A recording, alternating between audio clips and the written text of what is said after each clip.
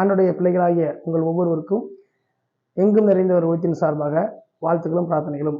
இந்த நாளில் ஒரு வசனத்தை நாம் தியானிக்கலாம். சங்கீதம் 32ஆம் அதிகாரம் 8ஆம் வசனத்தை நாம் தியானிக்கலாம். அந்த சங்கீதத்துடைய அந்த தலைப்பு என்னவென்று சொன்னால், இன்றைய செய்தியுடைய தலைப்பு என்னவென்று சொன்னால், ஆலோசனை கொடுக்கும் கர்த்தர் என்கிற தலைப்பை நாம் பார்க்க போகிறோம். நான் உன்மேல் என் கண்ணை வைத்து உனக்கு ஆலோசனை சொல்லுவேன் என்கிறதாக அந்த வசனத்தில் நம்ம பார்க்கலாம். பொதுவாக இந்த உலகத்தில் ஆலோசனை என்றால் அநேகர் என்ன செய்யறதில்லை, விரும்புறதில்லை, கேட்கறதில்லை. ஆலோசனைக்கு அர்த்தம் என்னன்னா, ஆலோசனை என்றால் அறிவுரை என்று பொருள். அப்போது இன்னைக்கு ஒரு பள்ளிக்கூடம் படிக்கும்போது என்ன செய்யலாம், ஆசிரியர்கள் ஆலோசனை சொல்லுவாங்க. நல்லா படிக்கணும், நல்ல வாழ்க்கையில் முன்னேறணும்னு சொல்லுவாங்க. அடுத்து ஒரு வேலை பார்க்குற இடத்துல ஒரு முதலாளி என்ன செய்வாங்க, நல்ல வேலையை பார்த்து நீங்கள் என்ன செய்ய முன்னேறி பெரிய ஆளாக வரணும்னு சொல்லி அவங்கள ஆலோசனை சொல்லுவாங்க. அது மாத்திரமல்ல, வேலை செய்கிற மற்ற கல்விக்கூடங்கள் என்ன செய்வாங்க, பெரிய பெரிய நிறுவனங்களில் நீங்கள் நல்லா என்ன செய்யுங்க, காரியங்களை பண்ணுங்கள், உங்களுக்கு பதவி கிடைக்கும், இது இப்படிலாம் பண்ணலாம், இப்படிலாம் செய்யலாம், இப்படிலாம் கிடைக்கும் சொல்லி என்ன செய்வாங்க, ஆலோசனை சொல்லுவாங்க. இது போன்ற பலவிதமான ஆலோசனைகள் உண்டு. ஒரு திருமண காரியமாக இருந்தாலும் சரி, அல்லது உலக பிரகாரமான எந்த ஒரு நல்ல விஷயங்கள் செய்கிறதா இருந்தாலும் சரி, நல்ல விஷயங்களை நிறைய ஆலோசனைகள் பெரியவர்கள் சொல்லுவாங்க, கேட்டுக்கலாம், இல்லைன்னு சொல்லலை. இது அனைத்துமே மனுஷன் இன்னொரு மனுஷன் கொடுக்குற ஆலோசனை. இதுவே இவ்வளோ தூரம் முக்கியத்துவம் வாய்ந்தது அப்படின்னு சொல்லப்படுதுன்னா, வானத்தின் முன் படைத்த தேவன் இயேசு கிறிஸ்து மனுஷனுக்கு கொடுக்குற ஆலோசனை இதை விட மிகச்சிறந்த ஆலோசனை. அவர் என்ன சொல்கிறார் என்று சொன்னால், உன்மேல் என் கண்ணை வைத்து உனக்கு ஆலோசனை சொல்லுங்கிறார். அப்போ ஆலோசனை கொடுக்கும் கர்த்தர் என்று சொல்லி நம்ம பார்க்குறோம். அவர் யாருக்கு ஆலோசனை கொடுத்தாரு, அவர் கொடுத்த ஆலோசனையை யார் கேட்காம போனாங்க, அதனால் என்ன பாதிப்பு அடைஞ்சாங்கிறத நம்ம என்ன செய்யணும், பார்க்கணும். அது மாத்திரமில்ல, அவர் யாருக்கு ஆலோசனை கொடுத்தாரு, அந்த ஆலோசனை கேட்டவங்க எப்படி நடந்தாங்க, எப்படி ஆசிரியப்பட்டாங்கன்னு அதையும் பார்க்க போகிறோம். ஆலோசனை கேட்டு பயன்பெற்றவங்களையும் பார்க்க போகிறோம், ஆலோசனை கேட்காம கஷ்டப்பட்டவங்களையும் பார்க்க போகிறோம். அப்போ அவர் யாருக்கு ஆலோசனை கொடுத்தார் அப்படிங்கிறத முதலாவது பார்ப்போம். அவர் யாருக்கு கொடுத்தாருன்னு சொல்லி பார்க்கும்போது, ஒரு முறை தாவீது என்கிற ராஜா என்ன செய்கிறாரு, அவர் யுத்தத்துக்காக போகிறார். அப்போ வேற ஒரு இடத்துக்கு யுத்தத்துக்கு போகும் பொழுது அவர் என்ன செய்கிறாரு, தன்னுடைய சொந்த பந்த ஜனங்கள், மனைவி, பிள்ளைகள், கால்நடைகள் மற்ற எல்லாத்தையும் என்ன செய்கிறாரு, ஒரு குறிப்பிட்ட இடத்துல விட்டுட்டு போகிறாரு.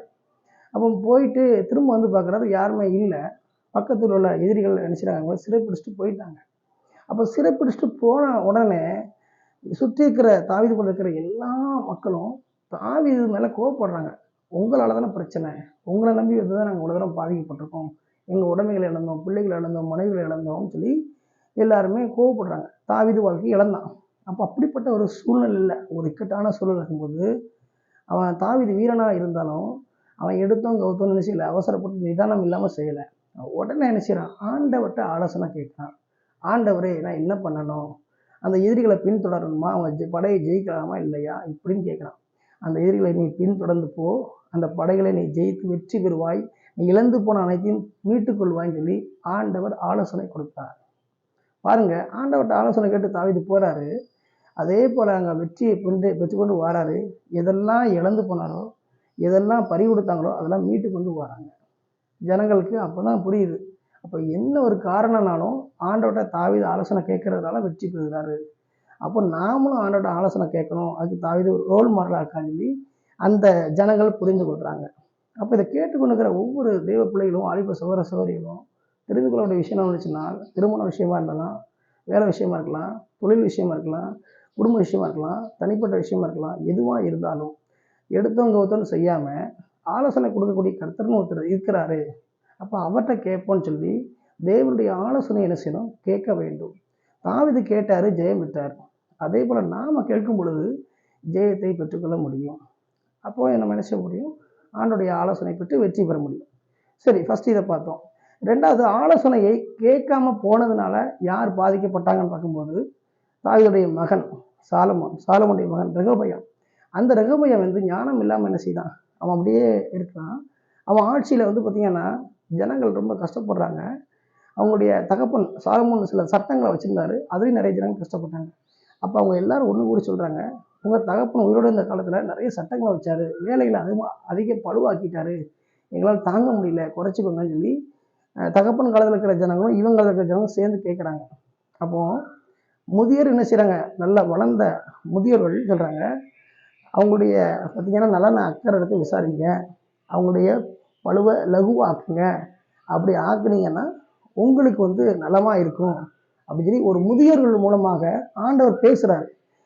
அவங்க கேட்குற மாதிரி கேட்டுட்டு ஆலோசனை தள்ளிட்டு நான் கூட வளர்ந்த வாலிபர்களுடைய ஆலோசனை கேட்குறான். அப்போ வாலிபர் சொல்லி கொடுக்காங்க, எங்கள் தகப்பனுடைய பார்த்தீங்க அப்படின்னா இடுப்பை விட என் சுண்டு விரல் பெருசு, இன்னும் அதிகமாக நான் ஆக்குவேன், இன்னும் கூட்டுவேன், பழுவை ஆக்குவேன், முடிஞ்சதை பார்த்துக்கோன்னு வாலிபர் கூட சேர்ந்துக்கிட்டு தான் கூட வளர்ந்த விளையாட்டுத்தனமாக கூட அந்த வாலிபர் கூட சேர்ந்துட்டு தேவனுடைய ஆலோசனை தள்ளிட்டு இவங்க இஷ்டப்படி செய்ய ஆரம்பிச்சாங்க.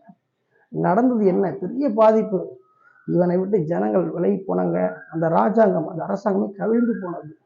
அப்போ பாருங்க, தேவனுடைய ஆலோசனையை கேட்காம அந்த முதியர்களுடைய காரியத்தை தள்ளிவிட்டு இவங்க என்ன செஞ்சாங்க, அவங்க தேவையில்லாத காரியத்தை பண்ணாங்க.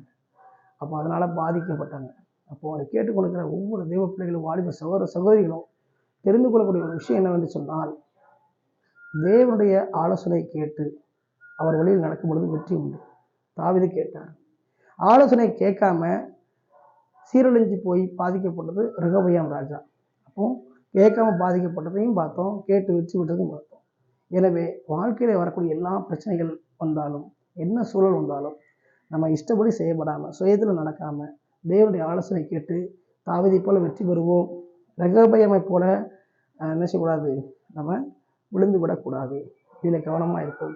தொடர்ந்து இந்த செய்தியை கேட்டுக்கிற ஒவ்வொரு வாலிப சகோதர சகோதரிகளும் தேவ பிள்ளைகளும் உங்கள் வாழ்க்கையை தேவ ஆலோசனை ஒப்புக் கொடுங்க. தேவ ஆலோசனை ஒப்புக் கொடுத்து அப்படி நீங்கள் நடந்து வெற்றி பெற வேண்டும் என்று சொல்லி எங்கும் நிறைந்தவர்களையும் உங்களை வாழ்த்துகிறது. ஆமென்.